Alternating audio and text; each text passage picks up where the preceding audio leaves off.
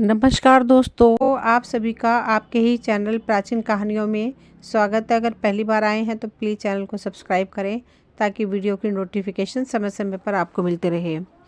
दोस्तों, आज फिर एक कहानी लेकर आई हूँ। कहानी का शीर्षक है सौतेली माँ। उत्तर की पहाड़ियों के एक पहाड़ी अंचल में बसी एक छोटी सी बस्ती थी, घुरपुखा। घुरपुखा बस्ती में हसमुख नामक एक व्यक्ति रहा करता था। मेहनत मजदूरी करके हसमुख अपने घर परिवार का अच्छी तरह गुजारा करता। उसकी पत्नी लक्ष्मी गृहस्थी के कामों में उसका भरपूर हाथ बटाती थी। हसमुख का एक बेटा था। हसमुख ने बड़े प्यार से उसका नाम राजकुमार रखा था, पर गरीब के बच्चे का नाम राजकुमार कहाँ रह पाता। वैसे भी पुकारने में राजकुमार नाम ज़रा बड़ा लगता था, इसलिए राजकुमार से वह राजू रह गया था। राजू 10 साल की उम्र का हो गया था।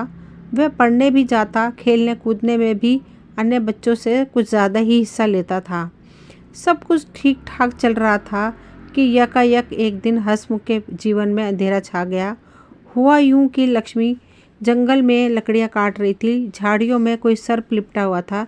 लकड़ियाँ काटने के लिए झाड़ियों को साफ करने के इरादे से लक्ष्मी ने जैसे ही हंसिया चलाया, हंसिया ने सर्प को जख्मी किया और जख्मी सर्प ने फुफकार मारकर लक्ष्मी की बाह में डस लिया। सर्प का विष इतना तेज था कि लक्ष्मी वहीं चीख मारकर गिरी तो उठ ना सकी। चीख सुनकर जंगल में लकड़ियाँ काटने आई स्त्रियाँ दौड़कर उसके पास आई। वे यह देखकर सन रह गईं कि लक्ष्मी का चेहरा नीला पड़ चुका था, उसके प्राण पखेरु उड़ चुके थे। उन्हें जल्द ही माजरा समझ में आ गया जब उन्होंने सामने झाड़ी के बीच अटके हुए रक्त रंजित सर्प का आधा शरीर देखा। घुरपुखा खबर पहुंची। हसमुख भागता हुआ आया, पर हसमुख को लगा कि सब कुछ खो गया है, उसका जीवन अंधेरे में डूब गया है। रो पीट कर हसमुख ने पत्नी का अंतिम क्रियाक्रम कर दिया। साल 1.5 साल ऐसे ही गुजर गए। समय का घूमता पहिया इंसान के बड़े से बड़े घाव को भर देता है। हसमुख पत्नी की यादों को संजोए हुए बेटे का लालन पालन करता रहा, मेहनत मजदूरी में कमी ना आने दी। पत्नी के निधन के 1.5 साल बीतते बीतते एक दिन हसमुख के चाचा चाची उससे मिलने आए। 2-4 दिन घर में टिके तो घर की उजाड़ हालत देखी। चाचा ने हसमुख को सलाह देते हुए कहा, हसमुख बेटे, बड़े बूढ़ों ने सच्ची कहा है, बिना स्त्री का घर भूत का डेरा। यह सुनकर हसमुख चुप रहा। पत्नी की यादों में खो गया। चाचा की बात सच लगी।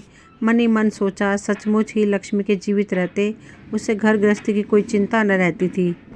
लक्ष्मी के हाथों से तीनों वक्त की गरम गरम रोटियां खाने को मिलती थीं। घर में साफ सफाई रहती थी।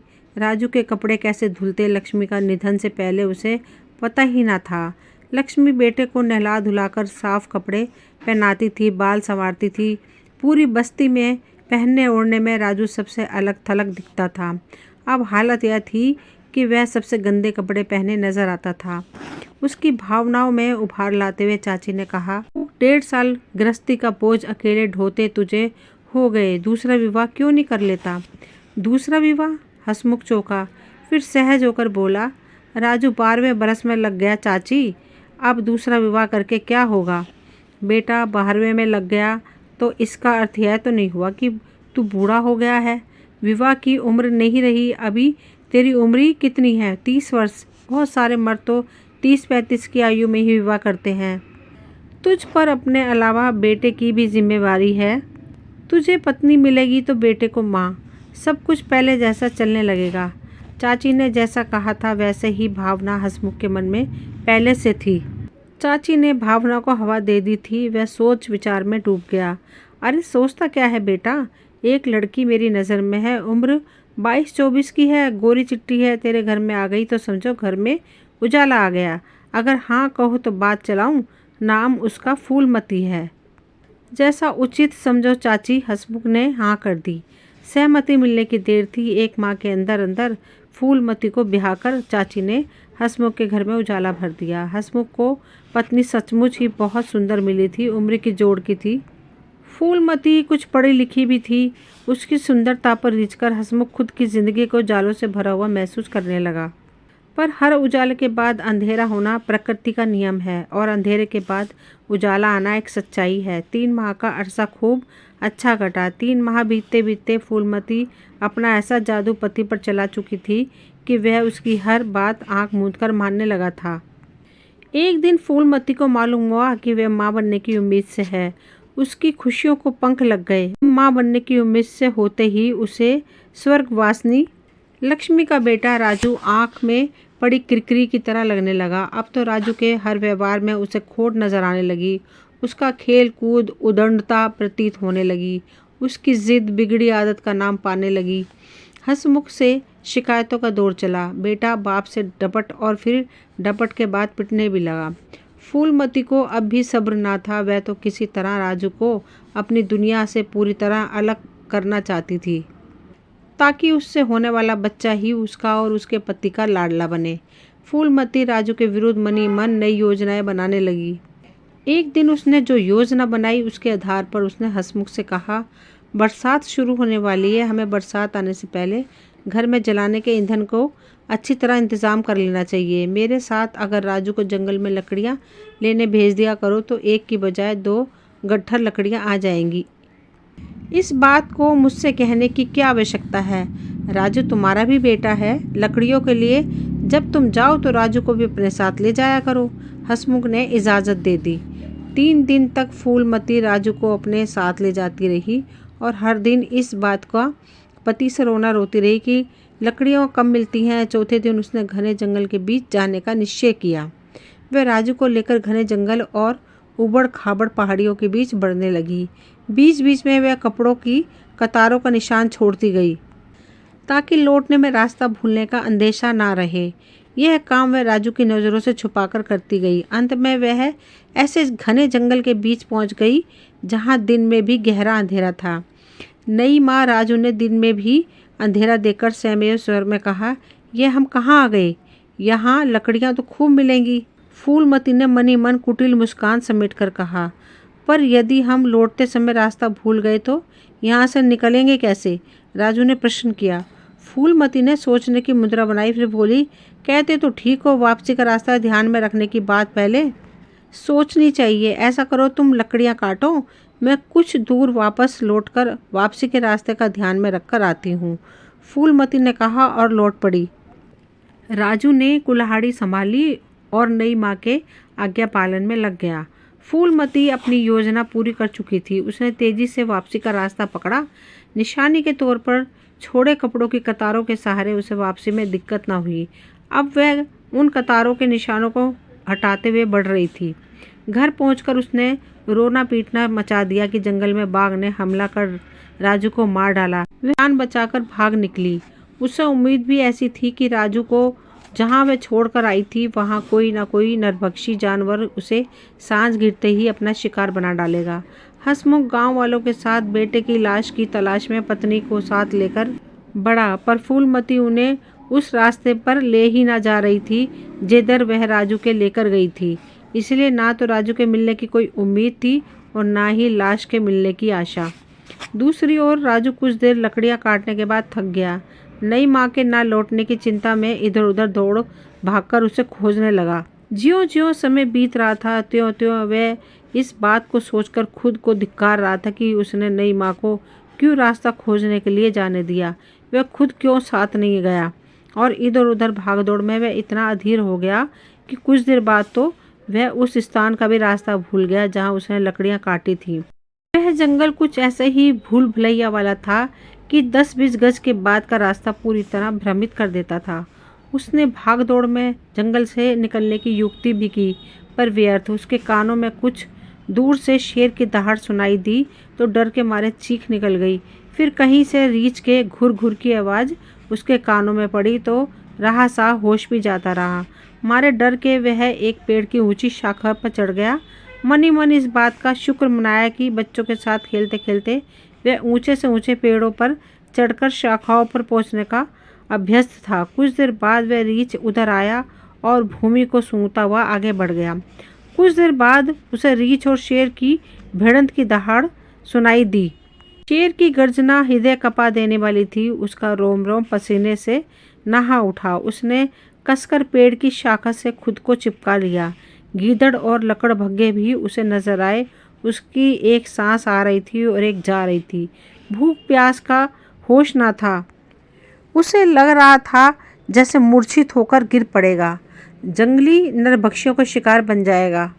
और भी घना अंधेरा छा गया। जंगल की भयानकता पहले से अधिक गहरी हो गई।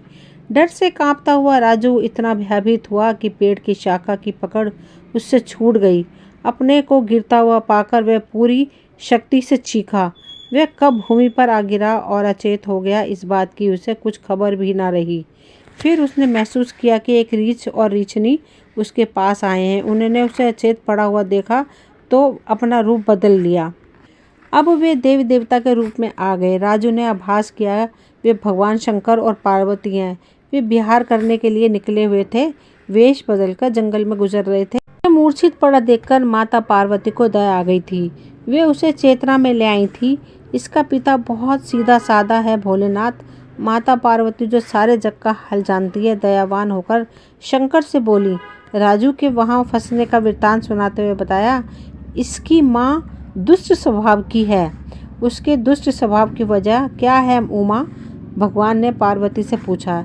एक कारण तो यह है कि वह इस बच्चे की सौतेली माँ है और दूसरी वजह कि वह स्वयं माँ बनने वाली है, इसलिए इस बालक से ईर्ष्या करने लगी है, पार्वती ने बताया। इसकी सौतेली माँ के भाग्य में संतान सुख नहीं। वह बालक जब लौटकर अपने घर जाएगा तो इसकी सौतेली माँ के स्वभाव का कायाकल्प हो जाएगा। इस निरपराध बालक को जिस स्त्री ने यहाँ वन में फंसाया वही इसे अब जीवन भर अपना सगा पुत्र मानकर अपनी ममता की आंचल की छांव देगी, भोलेनाथ ने आशीष देते हुए कहा। ये कैसे होगा भोलेनाथ? पार्वती ने उत्सुकता से पूछा। तब भगवान शंकर ने पार्वती को जो कुछ बताया उसे राजू समझ ना सका, पर प्रातःकाल जब उसकी चेतना लौटी तो उसने स्वयं को घुरपुखा ग्राम से बाहर बहने वाली नदी के तट पर पाया। वह हड़बड़ाकर उठा। उसने अपने हाथ पैर देखे, कहीं भी चोट का निशान ना था। उसने पास ही पड़ी अपनी कुल्हाड़ी देखी जो सूर्य की किरणें पड़ने से स्वर्ण रूप में चमक रही थी। राजू विस्मय से भर उठा।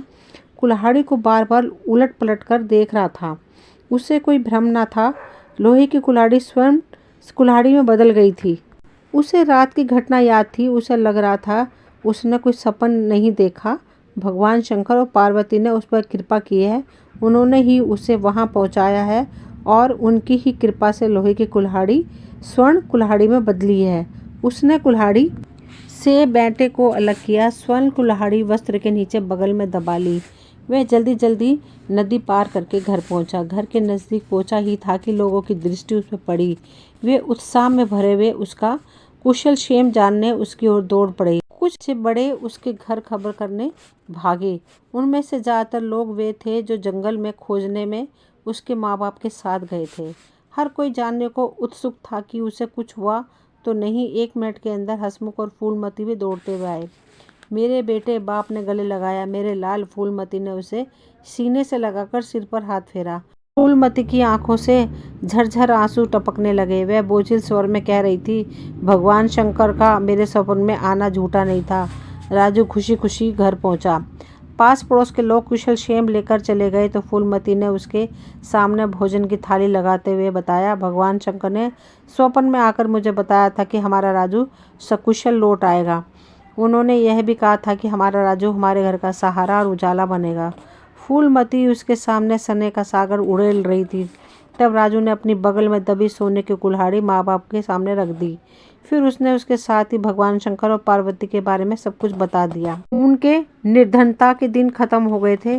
फूलमती राजू पर सगे बेटे के रूप में स्नेह लुटाने लगी, क्योंकि वह इस बात को जान गई थी कि राजू को ही उसे बेटे के रूप में स्नेह देना है। उसका अपना कोई बच्चा न होने वाला था, ऐसा भी भगवान शंकर ने स्वप्न में उससे कहा था। आदेश दिया था कि वह राजू को ही अपना बेटा मानकर स्नेह दे, तभी उसका और उस पूरे परिवार का कल्याण होगा। दोस्तों, ये कहानी यहीं तक थी और इस कहानी से हमें ये शिक्षा मिलती है कि सीधे स्वभाव वालों की सहायता भगवान करते हैं। कपट रखने वालों को दंड भोगना पड़ता है, जैसे कि फूलमती के साथ हुआ। उसकी कोख ईश्वर ने छीन ली। राजू के लिए उसके मन में ममता भर दी। दोस्तों, आप सभी से एक ही रिक्वेस्ट है, प्लीज़ चैनल को सब्सक्राइब करें ताकि वीडियो की नोटिफिकेशन आपको समय समय पर मिलती रहे। मिलते हैं अगली वीडियो में, तब तक के लिए थैंक यू।